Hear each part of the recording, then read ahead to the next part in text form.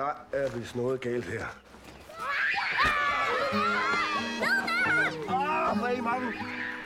Lukas? Hej. Kigger du lige ind et øjeblik?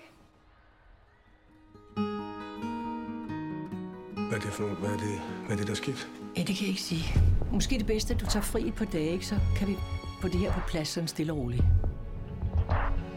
Nå, hvad har hun nu fundet på, den lille bandit? Hvad er det, siger? Jeg kalder mig en lille pige, og hun lyver ikke, og det har hun aldrig nogensinde gjort. Så hvorfor skulle hun lyve nu? Sindssygt eller hvad? Hvis du har rørt min lille datter, så får du en kugle lige i panden. Han var på at smadre mit liv.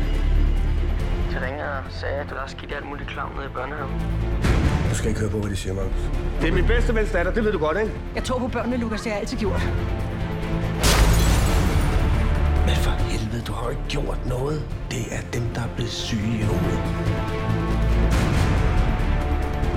Smut hjem med dig. Kan du så ikke hilse mig sige, at han ikke skal handle her mere, og han skal heller ikke bede dig om det?